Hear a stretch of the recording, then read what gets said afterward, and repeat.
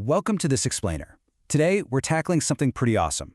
We are taking on the challenge of transforming a raw, unpolished Go web application into a fully automated, highly scalable software assembly line.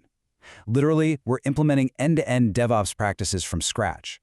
Imagine just being handed a folder of raw code and being told, hey, make this resilient, secure, and fully capable of deploying itself automatically. Well, that is exactly what we're building today.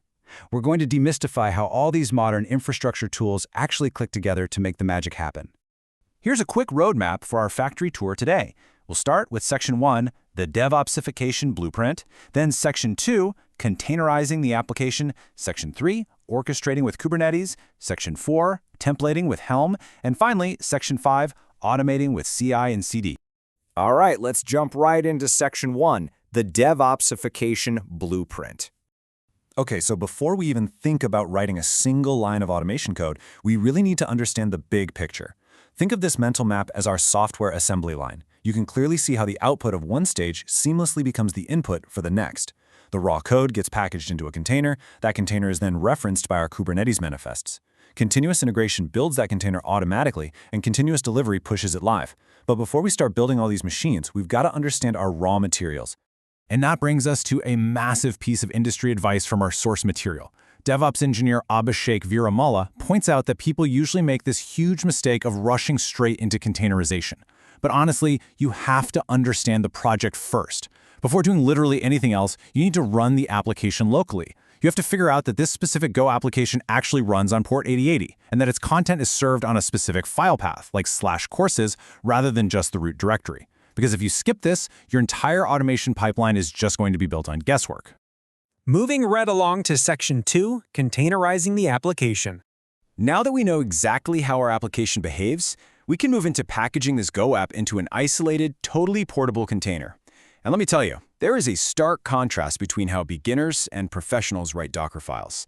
A standard single-stage Docker file works, sure, but it leaves you with this incredibly bloated container packed with source code and downloading tools that just have no business being in your final product.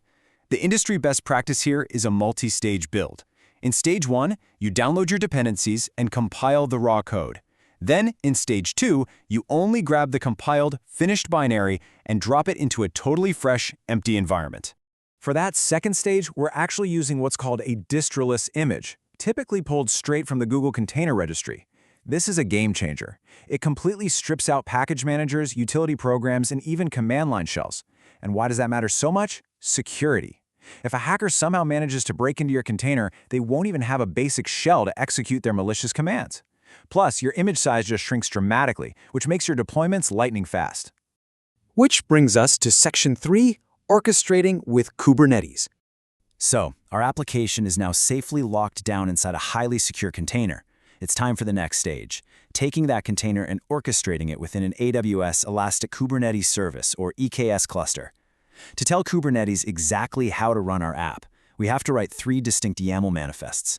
First up is the deployment, which defines our pods and tells the cluster how many replicas we want running. Second is the service, which gives us a stable internal IP address for those pods. And third is the ingress, defining the rules for routing outside traffic into the cluster. The vital connective tissue making all this work together is labels and selectors.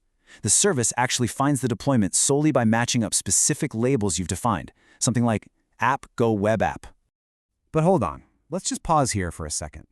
How in the world does external traffic actually cross the boundary from the wild, open internet right into our secure cluster? Because the crucial point to remember is that simply writing an ingress YAML file does absolutely nothing on its own. It's basically just a piece of paper with routing rules written on it. To actually get that traffic moving, we need an ingress controller. Think of this guy as the traffic cop of our cluster. For our project, we're using the NGINX ingress controller. It just constantly sits there watching the cluster for any new ingress manifests. When it spots ours, it reads those rules, reaches out to AWS, and automatically provisions an external network load balancer. Without this controller doing its job, your application is completely invisible to the outside world. Next up, Section 4, templating with Helm. Awesome! So we have a working application in Kubernetes. But what exactly happens when your development team asks you to deploy this exact same app to a dev environment, a QA environment, and production? Instead of copy-pasting your Kubernetes YAML folders 3 times and painstakingly changing all the details by hand, Helm turns your manifests into a reusable template. It's essentially a blueprint with blanks. All those hard-coded specifics like your Docker image tag are replaced with placeholders. You then just feed Helm a super simple values.yaml file, which dynamically injects the correct tags for the correct environment right on the fly. And finally, we hit Section 5, Automating with CI and CD. Our application is containerized, orchestrated, and templated. Now we're ready for the absolute most satisfying phase of our assembly line. We're wiring up GitHub Actions and Argo CD so that literally nobody ever has to run a deployment command manually again. Here's how our continuous integration or CI conveyor belt actually works using GitHub Actions. The very second a developer commits new code, this whole sequence fires automatically. Step 1, it builds the code and runs unit tests. Step 2, it runs static code analysis to catch any formatting issues. Step 3, it builds our secure Docker image and pushes it straight to Docker Hub. And Step 4, it reaches right into our repository and updates that helmvalues.yaml file we talked about.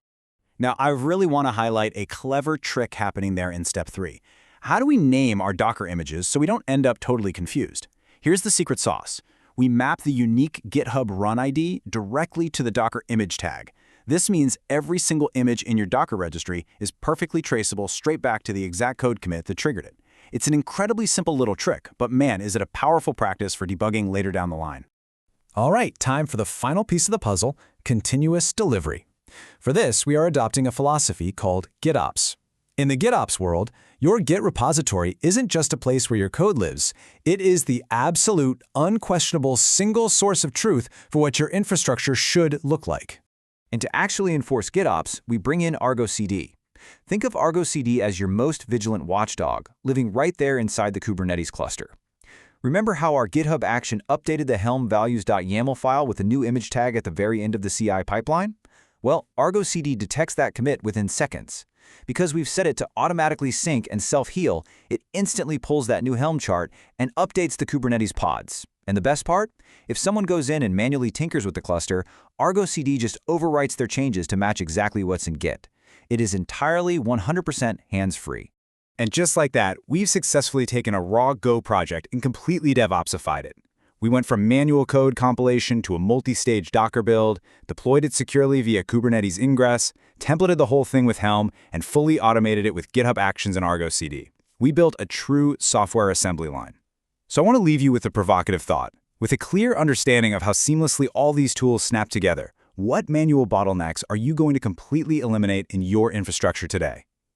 Thanks so much for hanging out with me on this explainer, and I will catch you on the next deep dive.